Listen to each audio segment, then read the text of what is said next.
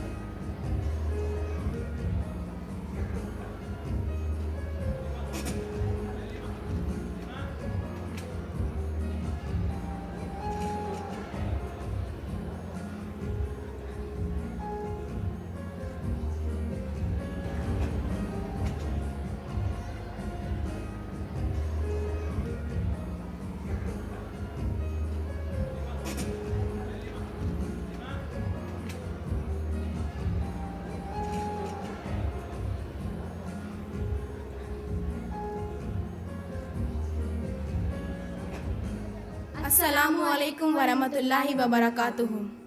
जामिया के तालीमी निज़ाम में हमेशा से बच्चों को मरकज़ी हैसियत हासिल रही है। इसीलिए अहम प्रोग्राम और तक़रीबात की निज़ामत की ज़िम्मेदारी हम बच्चों के सुपुर्द रही है। अल्हम्दुलिल्लाह आज भी ये रिवायत बरकरार है। आज 29 अक्टूबर है। आज का दिन जामिया की तारीख़ में बड़ी अहमियत का हामिल है। आज से ठीक 92 साल कबल हुर्रियत फ़िक्र और आज़ादी तालीम के कुछ मतवालों ने अलीगढ़ में जामिया मिलिया इस्लामिया की बुनियाद रखी थी। इस पुरवकार तकरीब की निज़ामत की ज़िम्मेदारी हम बच्चों को दी गई है। इस ज़िम्मेदारी को निभाते हुए मैं दर्जा हश्तुम की तालिबा फ़रहीन और मैं सना आपकी खिदमत में हाजिर हैं। नाज़रीन, इस तकरीब का आगाज़ जामिया के खुशगवार रिवायत के मुताबिक कलाम रब्बानी की तिलावत से होगा। मैं गुजारिश करूँगी 11th क्लास के तालिब इल्म मोहम्मद यासिर से कि वो तशरीफ़ लाएँ और तिलावत कलाम रब्बानी से तकरीब का आगाज़ करें। हुवल्लाहुल्लज़ी ला इलाहा इल्ला हुवा आलिमुल ग़ैबि वश्शहादा हुवर रहमानुर रहीम। हुवल्लाहुल्लज़ी ला इलाहा इल्ला हुवल मलिकुल कुद्दूसुस सलाम अस्सलामुल मुमिनुल मुहैमिनुल अज़ीज़ुल जब्बारुल मुतकब्बिर सुब्हानल्लाहि अम्मा युश्रिकून। हुवल्लाहुल खालिकुल बारिउल मुसव्विरु लहुल अस्माउल हुस्ना युसब्बिहु लहु मा फिस समावाति वल अर्दि व हुवल अज़ीज़ुल हकीम। तर्जुमा: अल्लाह वो है जिसके सिवा कोई इबादत के लायक नहीं। वो उन तमाम चीज़ों को जानने वाला है जिनका तुम मुशाहिदा कर सकते हो और जिन तक तुम नहीं पहुंच सकते।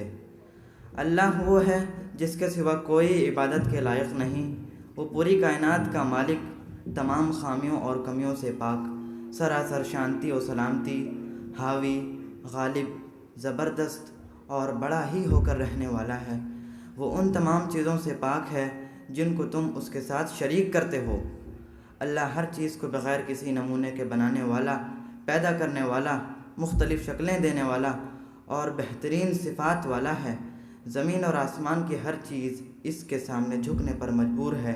वो गालिब और हिकमत वाला है। अस्सलामु अलैकुम वरहमतुल्लाह।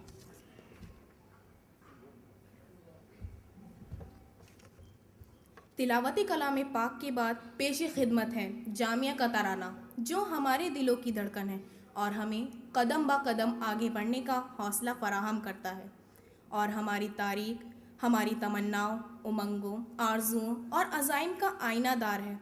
जामिया का तराना पेश करेगी जामिया के मुख्तलिफ़ शोबों से वाबस्ता तलबा व तालिबात की एक टीम। दयारे शौक़ मेरा, शहरे आरजू मेरा।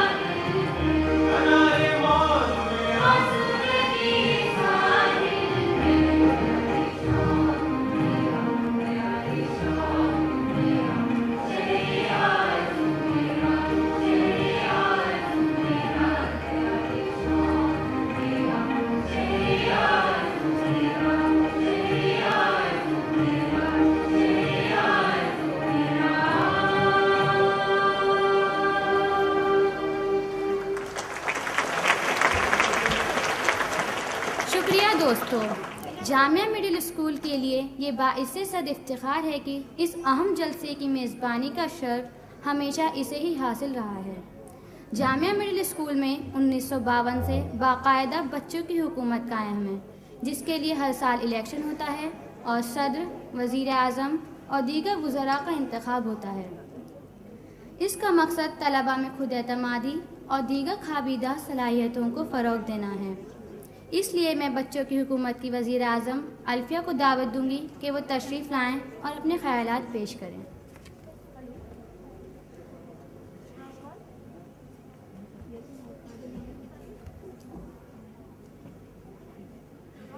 मोहतरम ख़वातीन व हज़रात, अस्सलामु अलैकुम व रहमतुल्लाहि व बरकातुहू।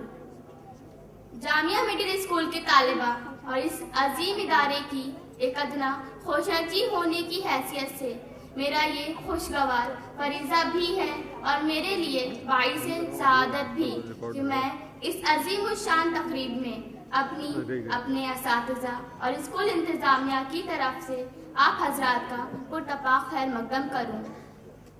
इस मौके पर आपकी तशरीफ़ आवरी हमारे लिए बाइसे सद इफ्तिखार है और हमें अपने मकासद के उसूल में मज़ीद जुरात और हौसला अता करेगी। रौनक़े महफ़िल दोबारा हो गई, आप जो तशरीफ़ लाए इस तरफ। रौनक़े महफ़िल दोबारा हो गई, आप जो तशरीफ लाए इस तरफ, नजरे गुल हाय अकीदत पेश है, गर कबूल उफ्तद जहे इज्जो शरफ। मैं इस मुबारक मौके पर अपने मेहमान इज़्ज़ी वक़ार इज्जत माब जनाब IM कादरी साहब का खैर मकदम करती हूँ, जिन्होंने कदम रंजा फरमाकर न सिर्फ जामिया के वक़ार में इजाफा किया बल्कि हमारी इस खास तकरीब को मानवियत अता की। जनाब कादरी साहब का रिश्ता जामिया से बहुत पुराना है। आप एक माहिर आर्किटेक्ट हैं और आलमगीर शोहरत के हामिल हैं। यहाँ तशरीफ लाकर आपने अपने कदीम रिश्ते की तजदीद की है। हमें उम्मीद है कि जामिया मिलिया सामिया से आपके रवाबित और ताल्लुकात हमारे लिए इस्तेफादे का मौका फराहम करेंगे। मैं अपने घर में आया हूँ मगर अंदाज तो देखो, मैं अपने घर में आया हूँ मगर अंदाज तो देखो कि अपने आप को मानिंदे मेहमान लेके आया हूँ। मैं शुक्रिया अदा करना चाहूँगी खास तौर से अपने सरपरस्त मुरब्बी और अमीर कारवा जनाब नजीब जंग साहब का, जिन्होंने हमें हमेशा की तरह इस साल भी जनाब कादरी साहब जैसे आली मर्तबत और दीगर मुअज़्ज़ज़ मेहमानों का इस्तकबाल करने का मौका इनायत फरमाया। आखिर में एक बार फिर अपने तमाम मेहमानान किराम बिलखुसूस मेहमान खुसूसी और शेखुल जामिया साहब का दिल की गहराइयों से खैर मकदम करती हूँ और उम्मीद करती हूँ कि आइंदा भी हमें इसी तरह आपका खुलूस और ताउन हासिल रहेगा। शुक्रिया। शुक्रिया अल्फिया। मोहतरम सामाईन, अब हम आपको लेकर चलते हैं उस नन्ही मुन्नी दुनिया की फ़ज़ाओं में जिसको जामिया में एक ख़ास अहमियत हासिल रही है और जो कौम के मुस्तक़बिल का आईनादार है। मेरी मुराद मुशीर फ़ातिमा नर्सरी स्कूल के बच्चों से हैं। वो आएँ और अपनी मुनाजात पेश करें।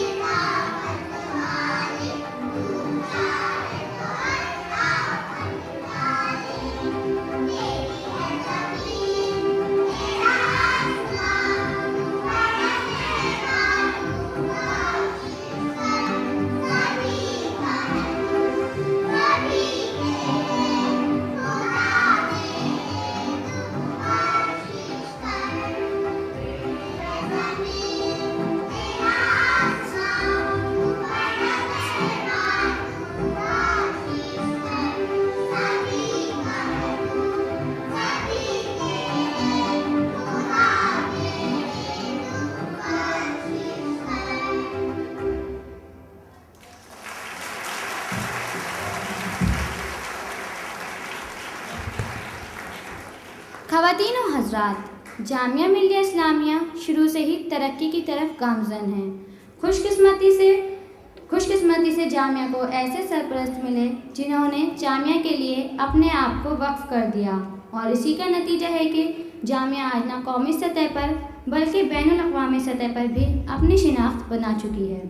जामिया के बढ़ते कदम पर मज़ीद रोशनी डालने आ रही हैं 6th क्लास की तालिबा नबीला अजीज़।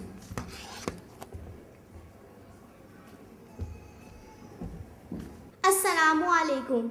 इससे पहले कि हम अपनी उन खुशबख्तियों और कामरानियों का तज़किरा करें जो हमें अल्लाह के फजलो करम से पिछले कुछ अरसे में हासिल हुई हैं, आज के दिन हमें अपने वो इब्तिदाई अय्याम याद करने को दिल चाहता है जब 29 अक्टूबर 1920 ईस्वी को हमने इस मुबारक सफ़र का आगाज़ किया था, जब फिरंग के मजबूत आहिनी कफस में परवास की उमंग पैदा हुई थी, जब गुलाम हिंदुस्तान में हुर्रियत फ़िक्र और आज़ादी तालीम का ख्वाब देखा था। ये वो दिन था जब दीवानगाने इश्क की एक छोटी सी जमात ने अहले खिरत से बरगश्ता होकर मुख्तलिफ मजहबों और मुख्तलिफ तहजीबों के इस देश में कौमी इत्तेहाद का नारा बुलंद किया था।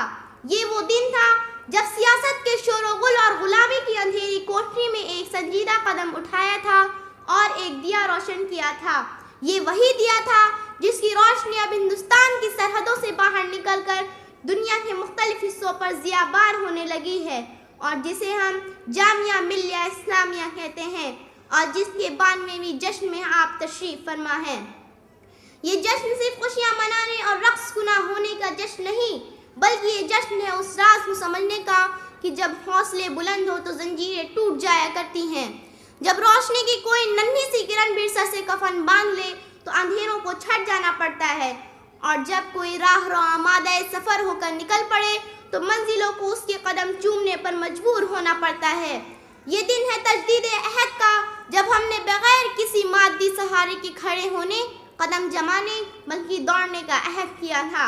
हजरात, जामिया मिल्लिया इस्लामिया जिसने अपना सफ़र अलीगढ़ की कृष्णा कोठी में बोसीदा खेमों से सिर्फ 99 या 100 तालिब इल्मों के साथ शुरू किया था, अब इसकी पुरशिकोह इमारतें 225 एकड़ अराजी में फैली हुई है, और हाल ही में इसमें 45 एकड़ अराजी का मजीद इजाफा होने वाला है।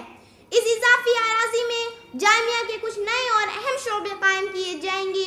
यूनिवर्सिटी ग्रांट्स कमीशन ने नैनो टेक्नोलॉजी के लिए cutting edge centre, China studies और अफगान स्टडीज़ प्रोग्राम के क़याम की मंजूरी दे दी है।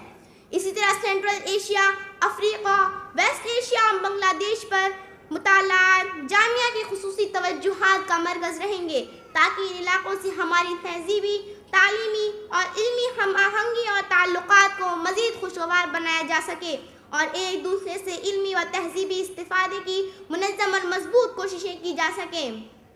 जामिया में साल रवा में 5000 सीटों के लिए 1,10,000 तलबा और तालिबात ने फॉर्म भरे, जो हिंदुस्तान और बैरून हिंद जामिया की तालीमी मियार और उसके इंतज़ाम इंसलाम पर आवाम के एतमाद की वाज़िह दलील है।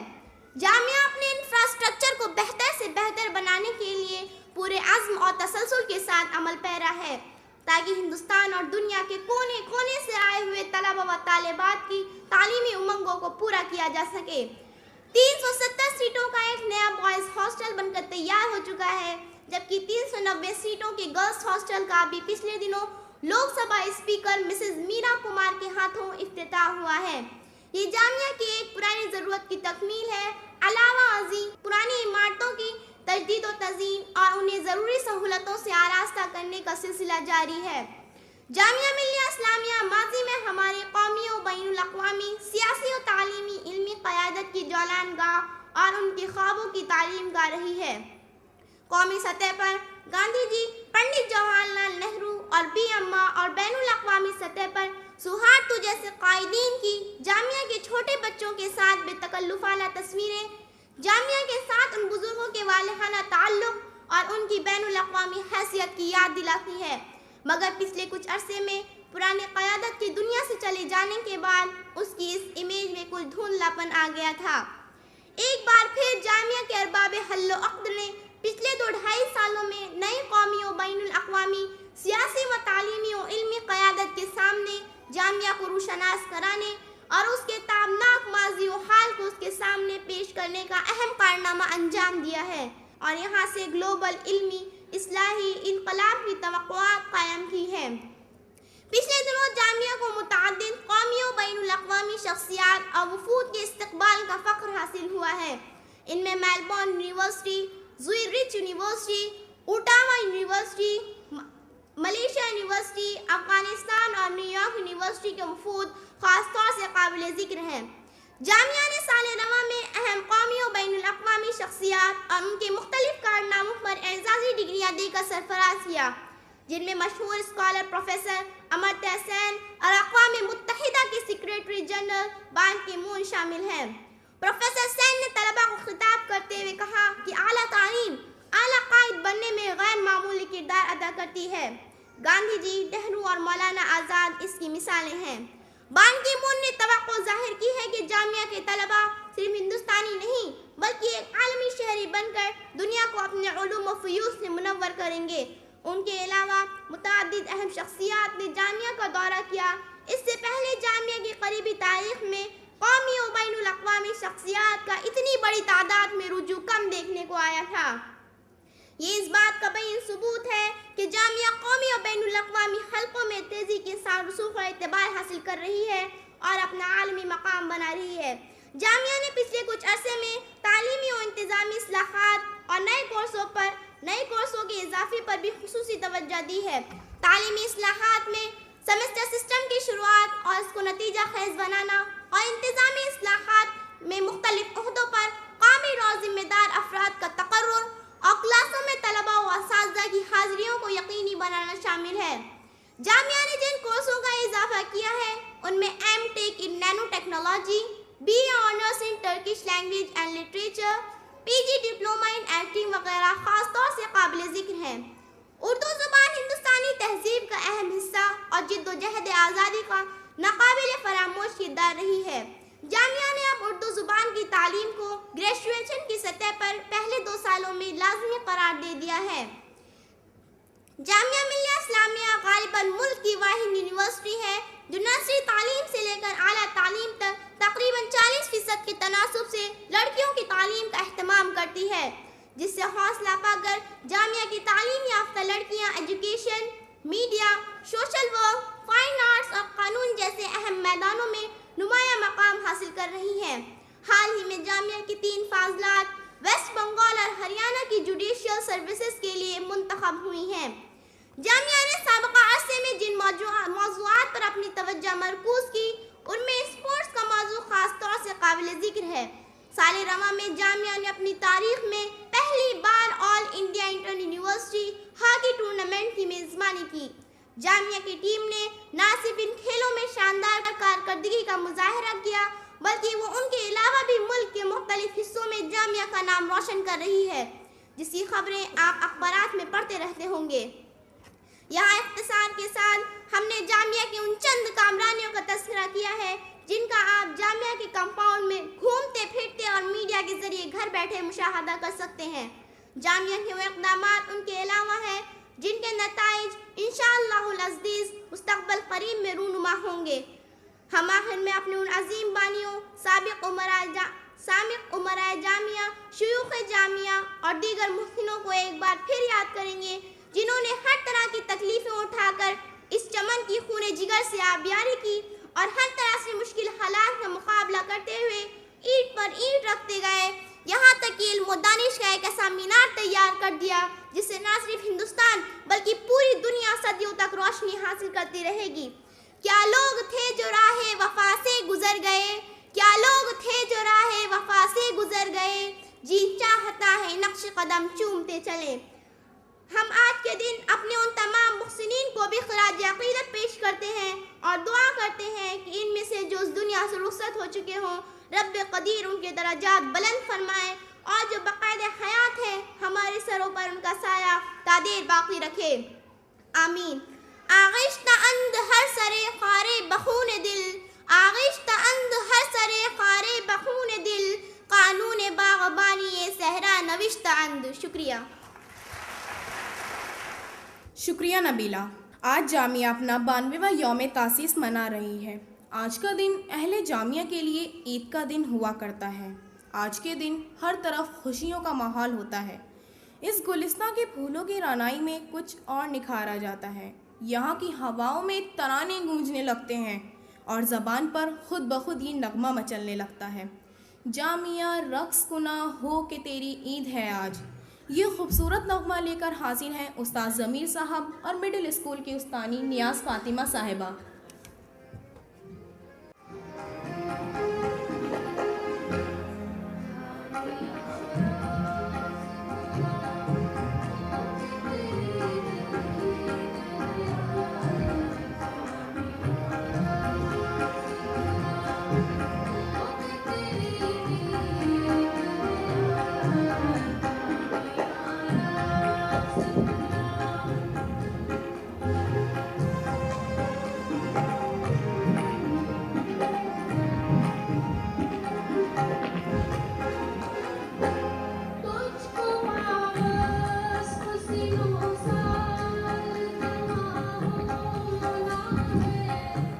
तुझको बाबा खुशियों साल जवा होना है, जुए खामोश तुझे बेरवा होना है, जुए खामोश तुझे बेरवा होना है, जामिया दर्स गुना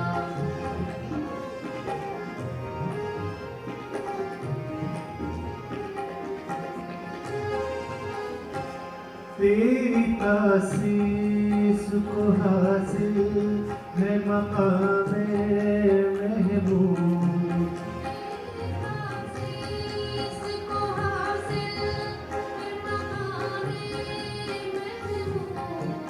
इल्म और हिकमत की है मेराज अमल तेरा वजूद, इल्म और हिकमत की है मेराज अमल तेरा वजूद, जामिया दर्स गुना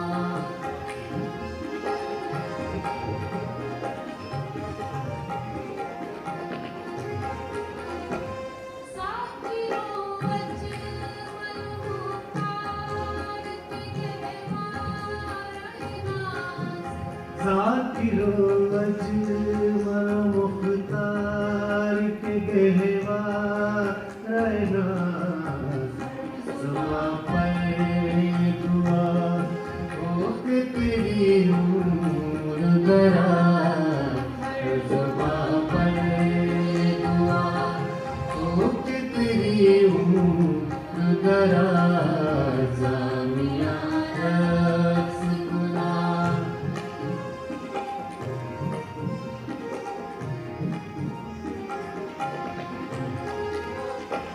तेरी बुनियाद में है वलवलाए भूख वतन,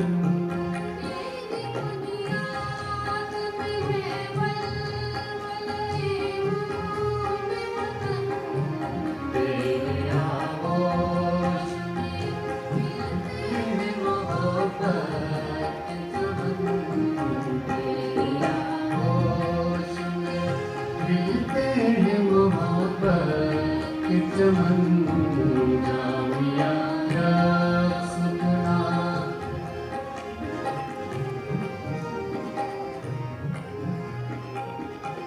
जिसको जौहर ने तराशा है वो जौहर तू है, जिसको जौहर ने तराशा है वो जौहर तू है, जिसकी कीमत नहीं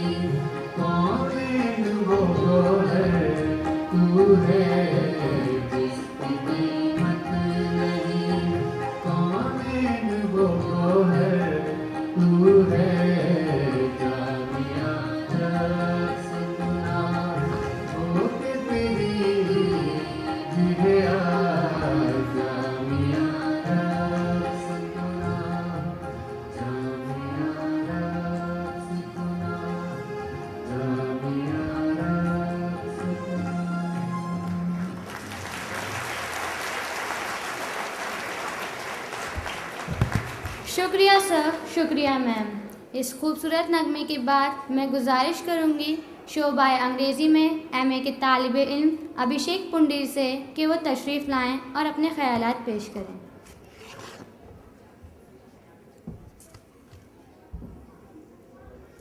On this very special day in the life of our university, let me wish you all a very good morning.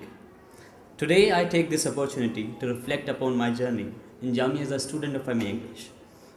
It has been a very enriching experience, and today on 92nd Foundation Day, I stand before all of you to share my experiences. First of all, the place and its people. There is a warmth percolating down from my faculty members to my peers to the non-teaching staff. It's a warmth that has reflected concern, care and interest in what I do and how I do. As a result, I have cultivated good friends and values of social interaction and responsibility. Today I declare it with immense pleasure and pride that I am grateful to be a part of this esteemed institution. Keats, Blake, Wordsworth, Eliot and Yeats were just names in the air till I got thrown into the vast enormity of their art. My engagement with the Department of English and Jamia has rendered in me enrichment. I have developed not only as a scholar, but even my growth as a human being is to be accorded to Jamia. The form of academic scholarship offered in Jamia is unparalleled. Here I never felt that the academics were a burden, a task. The personal attention and the sheer accessibility of the faculty had surprised me at first, pleasantly of course. Jamia is a space of overwhelming diversity. Jamia has teachers and students from different states, cultures and backgrounds. With them, I must admit that I have learned not only inside the classroom, but outside as well. Through my interactions, today I know a lot more about people, about their faiths and practices, their cultures and idioms.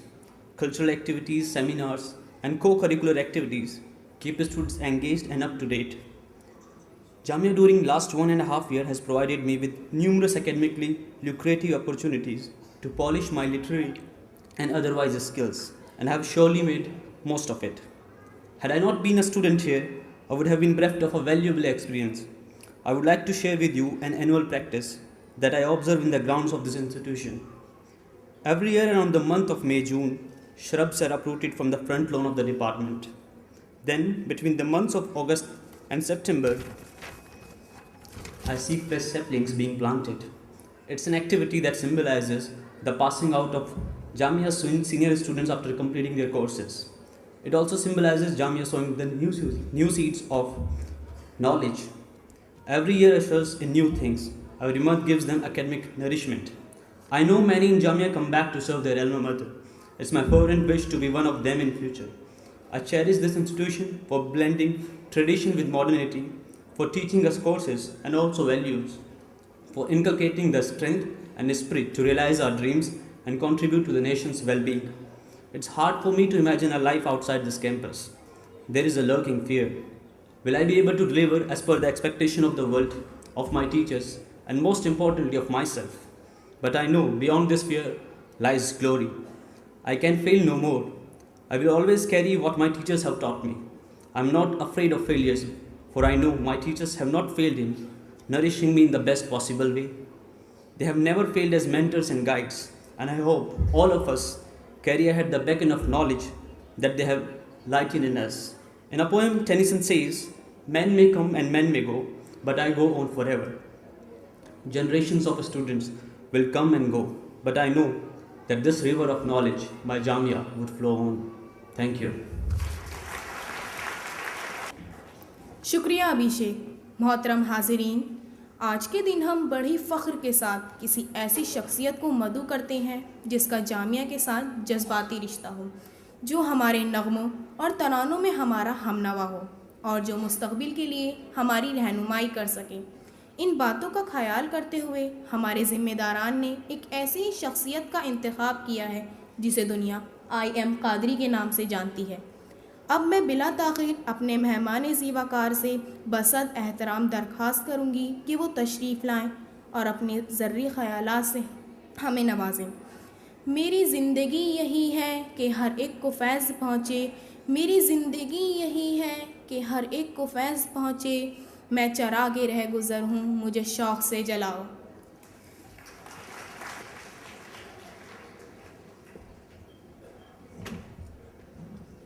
जनाब मुजीब जंग साहब, professor एस.एम. Shahid, professor SM.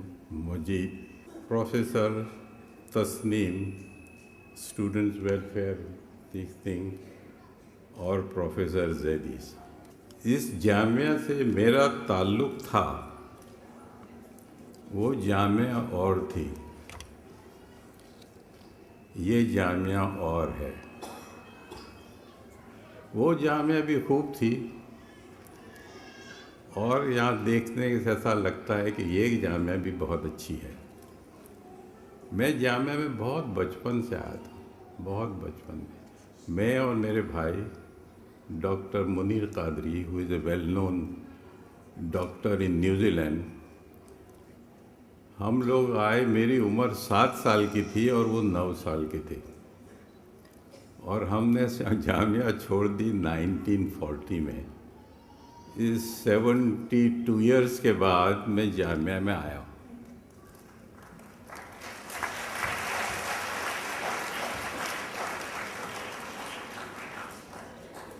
मगर वो 4 साल जो जामिया में हमने गुजारे वो अभी तक याद है।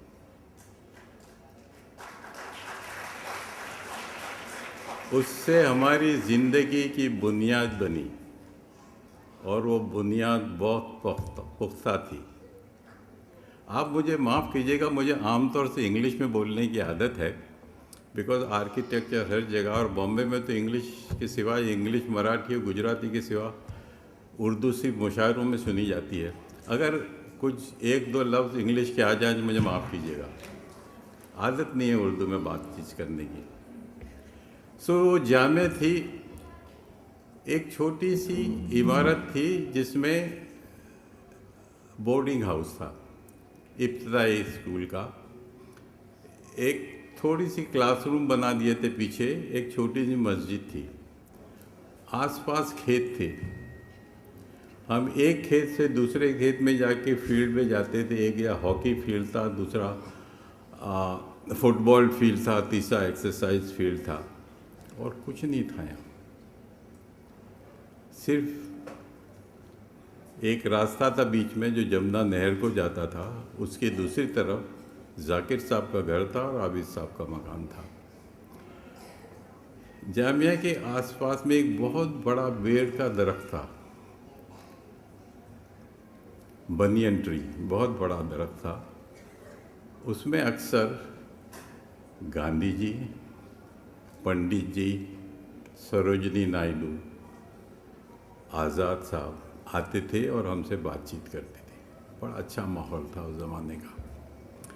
मैं आपको 1-2 किस्से सुनाऊंगा जो जामिया से मैंने क्या सीखा और जामिया ने मेरे को क्या सिखाया। बहुत छोटा था मैं, कभी कभी घर की याद आ जाती थी, कभी किसी बच्चे से झगड़ा वगड़ा हो जाता था। तो एक रोज़ मैं एक खेत की पंगलड्डी पर चल रहा था, ऐसे ही ठोकरें खा रहा था, आंखों में आंसू थे और ऐसा इधर उधर चल रहा था। यकायक मेरे कंधे पे एक हाथ आया। मैंने ऊपर देखा तो डॉक्टर जाकिर हुसैन, उन्होंने देखा कि मेरे आंखों में आंसू हैं, कुछ नहीं बोले, कुछ नहीं कहा, अपना हाथ देके ले चले अपने घर की तरफ। घर पहुँचे तो कुछ नहीं कहा, एक कुर्सी पे बिठा दिया, अपने खादिम से कहा कि इसको ज़रा पानी वानी दो, और ख़ुद अपने दफ्तर पर बैठ के कामकाज में लग गए। थोड़ी देर के बाद मुझे होश आया कि मैं कहाँ बैठा हूँ, खामखा यहाँ हूँ, जाकिर साहब के घर में ये अपना काम काज कर रहे हैं। मैं उठा तो फिर जाकिर साहब आए, उनका कंधे पे हाथ था, दरवाजे की तरफ ले गए। जब मैं दहलीज से गुज़र रहा था तो कहा, रोना तो बहुत आसान काम है, रोना तो बहुत आसान काम है, और आसान काम तो कमज़ोर लोग करते। वो जुमला अभी तक मेरे दिमाग में घूम रहा है कि आसान काम तो कमज़ोर लोग करते हैं। इसका मतलब आप सोचते रहिए, बहुत कुछ बन सकता है। आप खामोखा सोचते रहें, अपने आप के लिए सोचते रहें, काम काज नहीं करें, ये करें, सुस्त रहें और बहुत आराम से आसान काम करते रहें, ज़िंदगी में काम नहीं बनता। तो ये बहुत बड़ा सबक था मेरे लिए कि आसान काम तो कमज़ोर लोग करते हैं। अभी तक वो जुमला मेरे दिमाग में घूम रहा है, जो उसको बहुत 70-75 साल हो गए, अभी तक है। जाकिर साहब बहुत आलिम आदमी थे, बहुत कम बोलते थे, बट जब भी उनका कुछ होता था तो बड़े तपाक से ऐसी बात करते थे कि जो जहन में असर करती थी। जामिया में जैसा मैंने कहा, पंडित जी आते थे, गांधी जी आते थे, सरोजिनी नायडू आती थी और काफ़ी किस्से वैसे सुनाती रहती थी। एक रोज़ गांधी जी आए, हम उसी बड़ के दरख्त के नीचे बच्चे बैठे थे और वो आधी गुजराती आधी हिंदी में बातें करते थे और उनके आगे के दांत नहीं थे तो बड़ी मीठी सी आवाज़ निकलती थी। तो किससे सुनाते सुनाते उन्होंने एकदम से कहा, बच्चों मेरे लिए एक मजमून लिखोगे? तो हमने सबने हाथ उठा दिए, हम ज़रूर लिखेंगे। ज़रूर लिखोगे? मैं आऊँगा 15 दिन के बाद। हाँ ज़रूर लिखेंगे। पर मजमून क्या? मजमून का तो उन्होंने कहा आप गाय पर मजमून लिखिए। तो हमारे सबके वो हो जुड़ गए कि गाय पे क्या लिख के लिख सकते हैं। गांधी जी ने भी ये क्या कह दिया कि गाय पे लिखो। पूरी बात फैल गई जामिया में कि गांधी जी कह के कि गाय पे आप ये कैसे लिखो, ये तो कोई बात हुई। खैर 15 दिन के बाद, थोड़े दिन के बाद जब गांधी जी वापस आए तो उन्होंने कहा कि आपने मजमून लिखा? तो सबकी गर्दनें नीची। आपने मजमून नहीं लिखा। मैं आपको कहूँगा कि मैंने क्यों कहा था कि गाय पे मजमून लिखिए।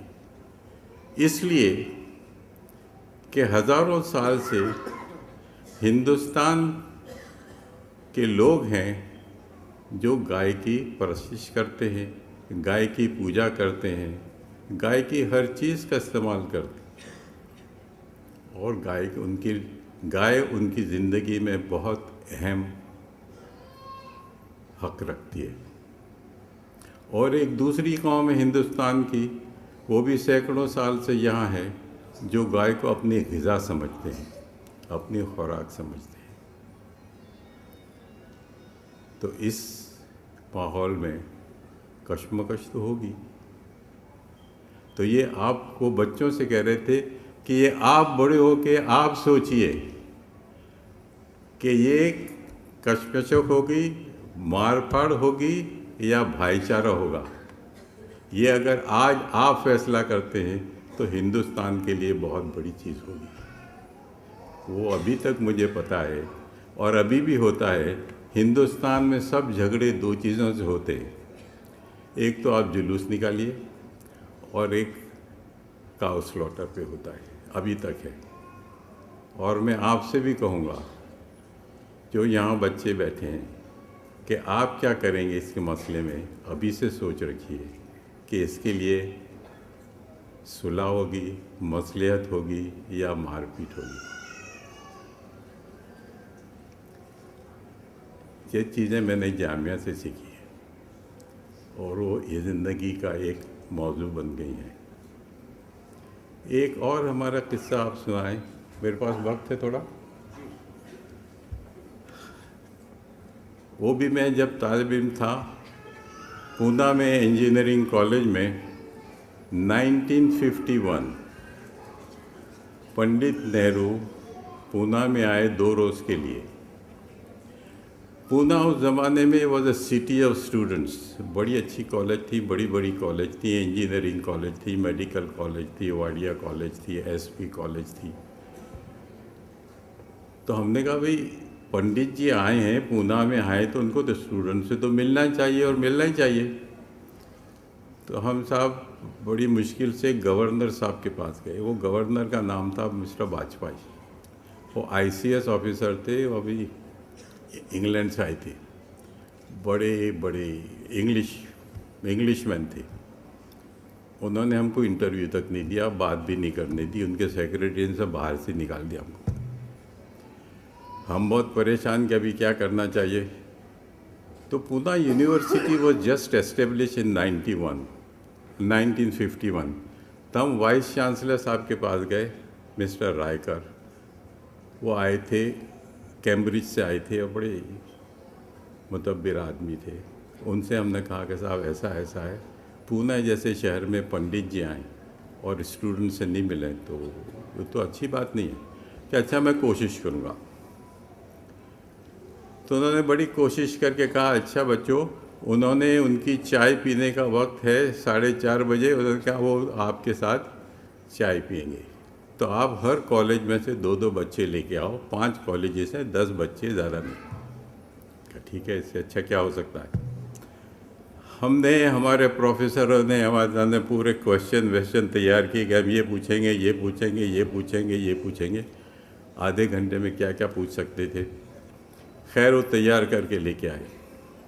4:30 बजे पंडित जी और इंदिरा गांधी जी उनके साथ थी। एग्जैक्ट टाइम बराबर वक्त पे आए अंदर और बैठे हम। जैसे ही वो बैठे तो पंडित जी ने कहा कि भाई क्या बात है, क्या सुनना चाहते हैं आप। तो एकदम से एक लड़का था, वो भी हमारे इंजीनियरिंग कॉलेज था, खड़ा हो गया। उसने कहा sir give us anything but advice. Pandit ji, prime minister of the country, darling of the nation, statements of the world, एक छोटा सा बच्चा उनको कहता है कि क्या कहो और क्या नहीं कहो। तो इंदिरा जी तो एकदम गुस्से से खड़ी हो गई। तो उनको पंडित जी ने आराम से बिठा दिया। हम भी सब हैरान थे कि भाई हमने तो सोचा ही नहीं था कि ये लड़का ऐसा बोलेगा। खैर पंडित जी ने उनको बिठा दिया। अच्छा बच्चों, चलो आपको चाय के लिए बुलाया गया है ना, तो पहले चाय पीनी चाहिए। तो हमारे लिए चाय आई सबके लिए। चाय के बाद वो कहते, पंडित जी बड़े सुलझे हुए इंसान थे, कि देखो भाई बड़े बूढ़े ये दस्तूर है अपने मुल्क में कि बड़े बूढ़े बच्चों को कहानियाँ सुनाते हैं। तो मैं भी आपको एक कहानी सुनाता हूँ। घर में एक बच्चा पैदा हुआ और वो भी लड़का। तो बहुत खुशी मनाई गई। विलेजेस में लड़का पैदा होता तो बहुत खुशी होती है। तो शाम के वक्त काफ़ी लोग आए। वो खाट होती थी, उस पर चादरें बिछा दिया करते थे। एक तरफ औरतें बैठ गई, वो ढोलक लेके गाने लगी। बड़े बूढ़े लोग वो हुक्का पीने लगे और उन्होंने जश्न होता रहा कि इस घर में बच्चा पैदा हुआ है। ना वो बच्चा बड़ा हो गया और स्कूल जाने लगा। तो स्कूल में वो बड़े अच्छे नंबर से पास हुआ। वो स्कूल गांव में छोटी सी स्कूल थी। मिडिल स्कूल के लिए आगे जाना पड़ता था। तो गांव का टीचर, ये पंडित जी हमको बता रहे, किस्सा सुना रहे, कि वो गांव के जो स्कूल का टीचर था वो उनके वालिदैन के पास आया कि भाई आपका बच्चा बड़ा होनहार है, आप उसको आगे ज़रूर पढ़ाइए। तो कहे भाई अच्छा आप कहते हैं तो पढ़ाइए। तो वो बच्चा 2-3 मील दूर जाके स्कूल में जाता था। वो पढ़ते पढ़ते मैट्रिक पास हो गया। मैट्रिक उस ज़माने में कहते थे 10वीं को, हमारे ज़माने में 10वीं को मैट्रिक कहते थे। वो बहुत बड़ा होता था। मैट्रिक पास कर ली तो बहुत बहुत बड़ा आलिम हो जाता स्टूडेंट। तो वो मैट्रिक पास हो गया। तो हाई स्कूल का टीचर भी आया कि साहब इसको तो और भी आगे बढ़ाइए, ये बहुत ज़हीन बच्चा है, हमने इसको स्कॉलरशिप भी दिला दी है, इसको आप शहर में कॉलेज में भेजिए। खैर वो कॉलेज में गया। कॉलेज में जाके उन्होंने बीए किया और बीए के बाद वो घर आए तो बहुत शानदार, बहुत वो पूरे गांव में श्योर हो गया कि हमारे गांव का बच्चा बीए हो गया, तो बहुत शान शौकत से उन्होंने जुलूस वलूस निकाला और बड़े शान से उसका इस्तकबाल किया, ये किया, और बहुत देर तक उनके घर में गाना बजाना ये बजाना चलता रहा। जब सब चले गए और लड़का और उसके बाप एक पलंग पर बैठे थे, तो बाप ने पूछा, भाई तुमको तो नौकरी भी मिल गई? कि हाँ, गवर्नमेंट की नौकरी है। गवर्नमेंट की नौकरी है तो बाप बच्चे से पूछता है कि हमने सुना है कि शहर में गवर्नमेंट में नौकरी में तनख्वाह के अलावा भी कुछ मिलता है। ये कहते के साथ पंडित जी रूम से चले गए, फ़ौरन चले गए। हम सब हक्का बक्का रहे। अभी आप सोचिए कि पंडित जी रूम से क्यों चले गए। खुदा हाफ़िज़। शुक्रिया सर। इन ज़र्री कलमात के बाद अब मैं ज़हमत सुखन दूँगी उस मायनाज शख्सियत को जिसके दम से आज की बज़्म की रौनक वाबस्ता है और जिसकी सरबराही में जामिया अपने मुस्तक़बिल जदीद की तामीर की तरफ गामज़न है। मेरी मुराद काबिल सद एहतराम शेखुल जामिया जनाब नजीब जंग साहब से है। बराए करम तशरीफ़ लाएँ और अपने फ़िक्र अंगेज़ ख़यालात से नवाजें।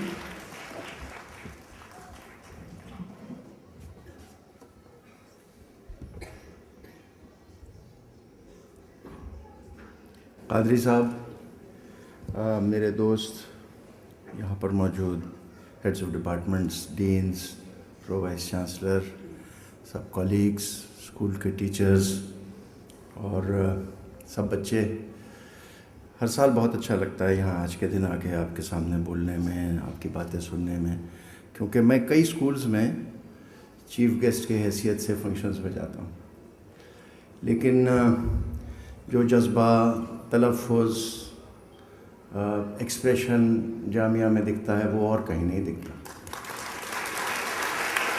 ये आपके दिल रखने की बात नहीं है, ये बिल्कुल सच बात है। लेकिन उसके बाद फिर हमारे बच्चों में क्या कमी आ जाती है, इसका भी सवाल मेरे एक दिल में हमेशा रहता है। इतने अच्छे बच्चे हैं, ये स्कूल के बच्चे जो आते हैं, हमारी जो नर्सरी है शायद दिल्ली की अच्छी नर्सरीज़ में से होगी। मेरा ख़्याल जामिया का ख्वाब 1916 में शेखुल हिंद महमूद हसन साहब ने देखा था और हिंदुस्तान से अंग्रेज़ों के ख़िलाफ़ वो माल्टा गए, वहाँ पर असला इकट्ठा किया, इजिप्ट गए, पैसे अरेज करने की कोशिश की और वो ख़यालात चले जब 1920 में ये यूनिवर्सिटी की बुनियाद रखी गई।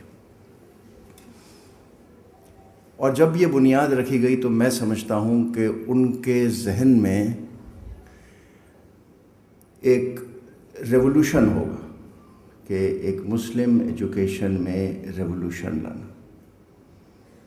और अब ये सवाल आता है कि क्या जामिया वो रेवोल्यूशन पैदा कर पाया या नहीं, उसका जवाब भी आपके दिल में। चूँकि किसी भी रेवोल्यूशन की लाइफ भी 5 या 6 साल होती है, सक्सेस रेवोल्यूशन को 5-6 साल में मिल जाती है। सोवियत रेवोल्यूशन ने पूरे ज़ार के रिजीम को हरा दिया, एक नई गवर्नमेंट बन गई। जो नए नए रिलीजन्स और धर्म दुनिया में आए उन्होंने 5 या 6 साल में अपनी साख जमा ली। फिदेल कैस्ट्रो जब क्यूबा की तरफ आए तो 57-58 साल लोग उनकी एक बोट में आए और 3 या 4 साल 5 साल में उन्होंने एक नई हुकूमत इस्टेब्लिश कर ली। बाबर 1526 में आए और 5 साल में अपनी ज़िंदगी में एक हुकूमत ऐसी इस्टेब्लिश करके गए कि 300 साल चली। लेकिन अगर 100 साल 92 साल अब हमें हो गए और ये रेवोल्यूशन ना इधर का ना उधर का, और मुझे खौफ इस बात का है कि हम लोग एक अपनी ही कॉन्ट्रडिक्शन में फंस गए हैं, जो दुनिया अमूमन देखती है कि हमको बिल्डिंग चाहिए, हमको लेबॉरेटरी चाहिए, हमको सरमाया चाहिए। रेवोल्यूशन बिल्डिंग और लेबॉरेटरी और तादाद से नहीं होता, रेवोल्यूशन तो जज्बे से होता है। तो इन इमारतों की चकाचौंध में जिनका जिक्र कादरी साहब ने किया कि जब ये आए तो स्कूल था और बाकी खेत थे, अब ये इमारतें बनी, लेकिन इन इमारतों के बीच में जज्बात गुम गए। क्या ये यूनिवर्सिटी वो जज्बात दोबारा पैदा कर सकती है या इसी धर्रे में अगले और 90 साल निकाल देगी? ये सवाल हम सब के सामने है। और ये कौल अगर हम लोग ले सकें कि माइनॉरिटी एजुकेशन की जड़ें हम लोग हिला सकते हैं, और आप लोग जो यहाँ मौजूद हैं टीचर, जो मैं समझता हूँ हिंदुस्तान के सबसे अच्छे टीचरों में से आपकी गिनती होती होगी, तो क्या वजह है कि हम गवर्नमेंट ऑफ इंडिया और यूजीसी और कांग्रेस पार्टी और जनसंघ के मोहताज हों? हमें किसी के मोहताज होने की ज़रूरत नहीं, लेकिन एक बस चीज़ हम में जो मिसिंग है वो ये है कि नए आइडियाज़ की कमी और एक नया कौल कि कौम के लिए दोबारा हम जो 1916 का सपना था या 1920 का कौल था वो दोबारा ले सकते हैं कि नहीं। इसका जवाब भी आप ही के पास है। यहाँ कोई लीडरी नई आने वाली नहीं। 1947 के बाद से मुसलमानों में कोई लीडर पैदा नहीं हुआ। मौलाना आज़ाद चले गए, शायद डॉक्टर फरीदी थे, और उसके बाद आज तक पॉलिटिकल लीडरशिप नदारत है, इंटेलेक्चुअल लीडरशिप नदारत है।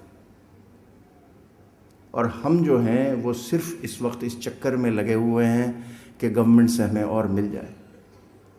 गवर्नमेंट तो एक हद तक आपको देगी, और वो इसलिए देगी क्योंकि आपसे उसको कोई पॉलिटिकल लाभ मिल सकता है, लेकिन पॉलिटिकल लाभ भी एक हद तक मिलता है, और ये कैलकुलेशन पॉलिटिशियन आपसे ज़्यादा बेहतर कर सकता है कि कहाँ तक उसको पॉलिटिकल लाभ है और किसके बाद उसको पॉलिटिकल लाभ नहीं।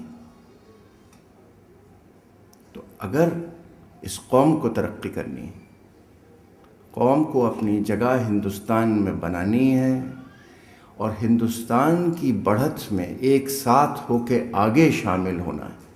कादरी साहब जैसा एक एग्ज़ाम्पल आप छोड़ दीजिए कि एक आदमी निकल गया, जामिया से निकला और उसने अपनी जगह बम्बई के आर्किटेक्ट्स में, उम्दा आर्किटेक्ट्स में बनाई, या AR किदवाई जैसे आदमी को आप छोड़ दीजिए।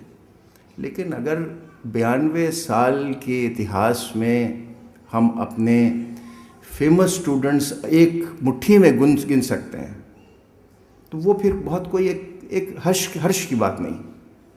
हमें फिर सोचना होगा, और ये मैं आप स्टूडेंट से कहूँगा कि आप अपनी किस्मत खुद बनाएंगे। हम लोग सब मोहताज होते हैं अपने बैकग्राउंड्स के, हमारे वालिदैन के, कि वो हमें क्या सिखा रहे हैं, क्या पढ़ा रहे हैं, क्या तरबियत दे रहे हैं। लेकिन घर की तरबियत, घर की सलाहियत की सीमाएं हैं, उन सीमाओं को तोड़ना आपकी ज़िम्मेदारी है। और जो यहाँ पर 12 और 14 साल के बच्चे हैं, आप ये समझ लीजिए कि जो आप घर में और स्कूल में सीख रहे हैं उसके बाद भी आपको कुछ करना है, और वो ये है कि जो आपका दिल और दिमाग करे।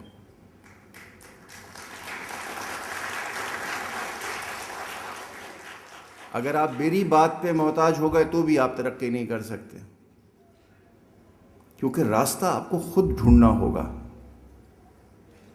उसकी लीडरी आपका दिमाग करेगा,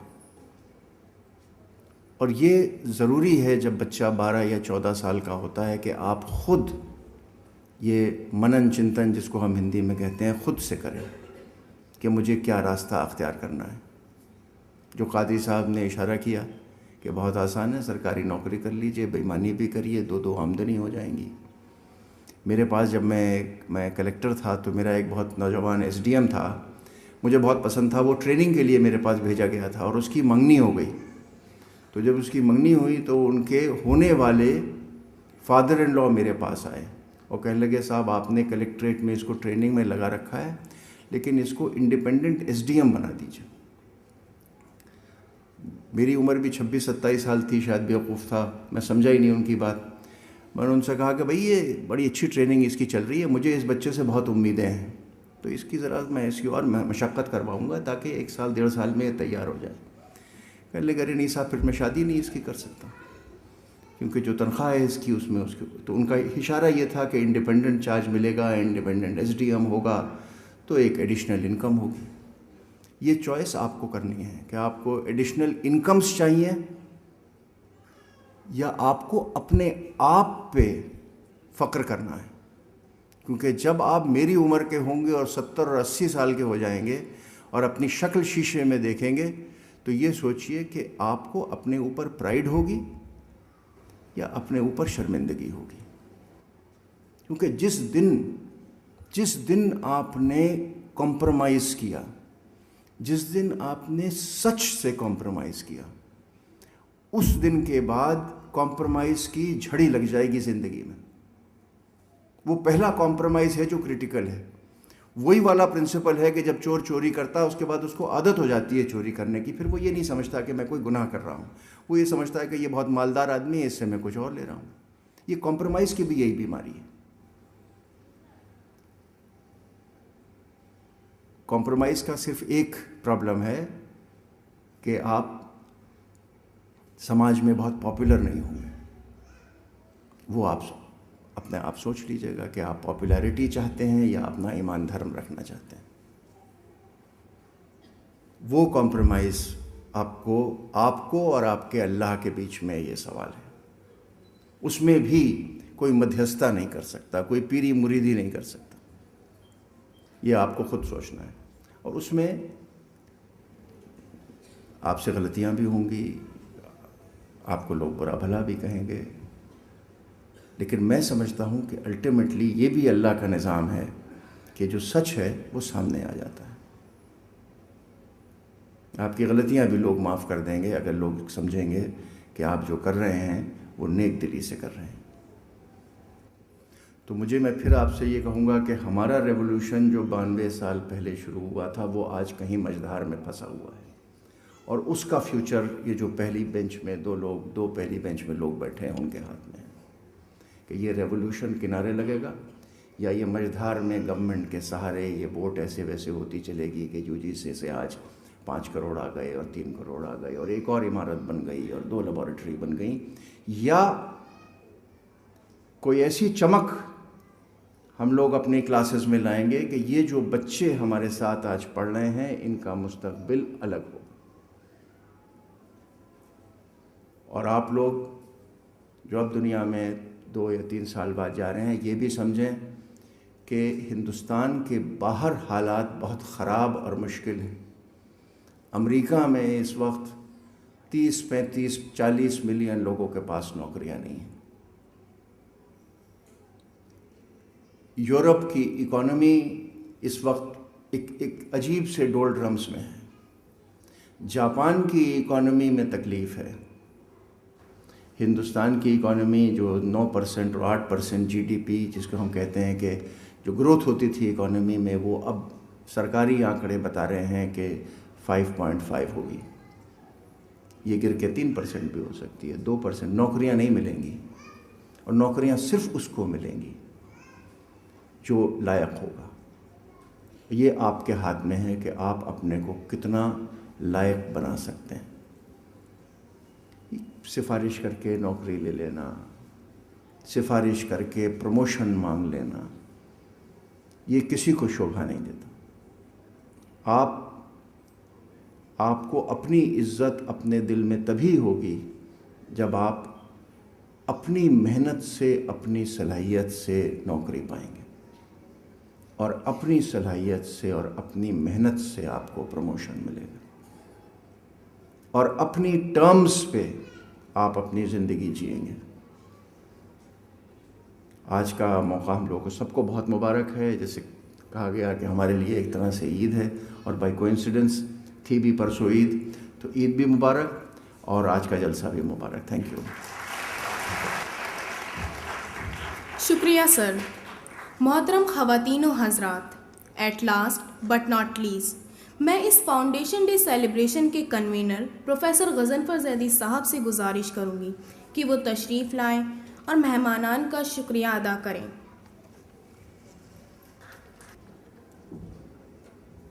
मेहमान खुसूसी जनाब आयम कादरी साहब, शेखुल जामिया साहब, नायब शेखुल जामिया साहब, रजिस्ट्रार साहब और DSW साहिबा और तमाम मेहमान जो जामिया में तशरीफ़ लाए आज के इस जलसे में, और तलबा और तलबात।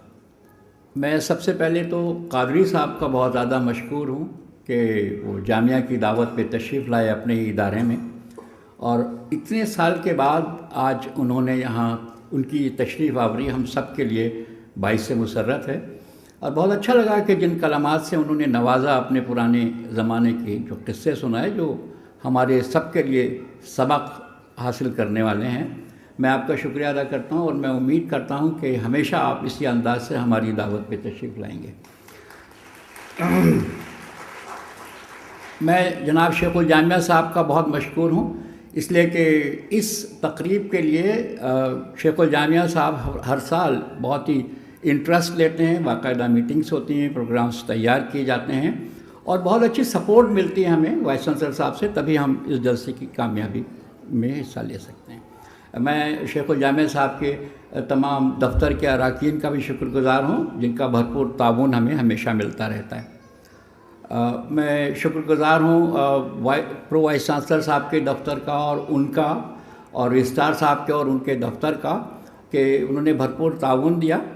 नायब शेखुल जामिया साहब और रजिस्ट्रार साहब हमारी मुस्तकिल रिहर्सल्स में भी शामिल रहे और उन्होंने मुख्तलिफ़ अंदाज से इस प्रोग्राम को कामयाब बनाने में बच्चों को मुख्तलिफ़ तरह की तरगीब अता फरमाई। मैं आप सबका भी शुक्रगुज़ार हूँ। DSW साहिबा जो मौजूद हैं हमारे साथ, मैं इनका सबसे ज़्यादा शायद शुक्रगुज़ार हूँ इसलिए कि पिछले एक हफ़्ते से मैं ये देख रहा हूँ छुट्टियों के बावजूद भी वो रात को 10 बजे भी यहाँ मौजूद रहीं और सुबह से हमेशा हमारे साथ रही हैं यहाँ पे। उनके स्टाफ ने बहुत ताउन किया है हमारा, मैं बहुत शुक्रगुज़ार हूँ आपका। इस जलसे की ज़िम्मेदारी हमेशा स्कूल पे होती है। रक्षंदा साहिबा और उनका तमाम स्टाफ जिस अंदाज से यहाँ पे काम करता रहा, स्कूल में तैयारियाँ होती रहीं और हमें बुलाते रहे, दिखाते रहे, बहुत बड़ी बात है। और आज इस जलसे की कामयाबी सारी की सारी उन्हीं के सर जाती है, मैं उनका बहुत शुक्रिया अदा करता हूँ।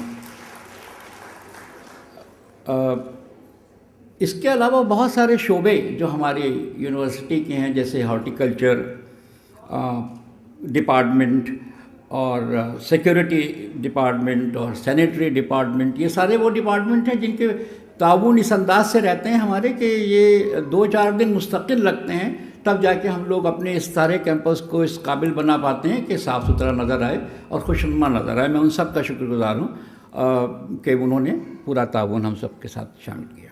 मैं सिक्योरिटी इंचार्ज और उनके स्टाफ का बहुत शुक्रिया अदा करना चाहता हूँ, इसलिए कि सिक्योरिटी एक हमारे लिए हमेशा मसला बना रहता है, लेकिन बड़े अच्छे अंदाज से वो टैकल करते हैं उसको, तो मैं उनका शुक्रिया अदा करता हूँ। साथ में NSS और NCC के वॉलंटियर्स का भी मैं शुक्रिया अदा करना चाहता हूँ।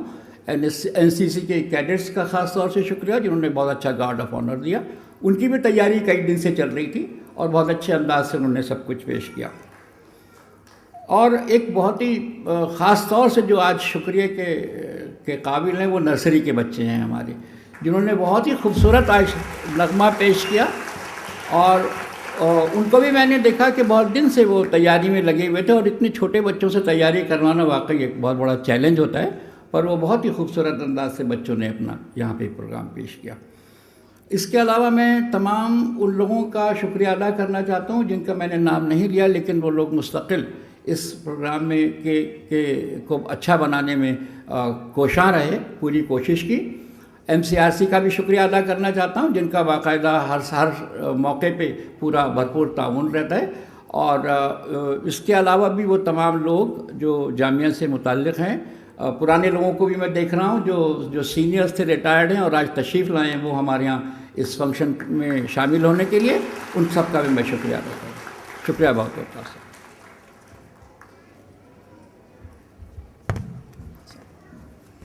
शुक्रिया सर, अब जलसा इख्तिताम पजीर होता है। एक साल बाद आज ही के दिन नए हौसलों, नए इरादों, नए उमंगों और मज़ीद कामरानियों के साथ इंशाअल्लाह हम ऐसी ही एक खूबसूरत महफिल फिर सजाएंगे। एक बार फिर तमाम वाबस्तगान जामिया को यौम तासीस की मुबारकबाद। अल्लाह हाफ़िज़।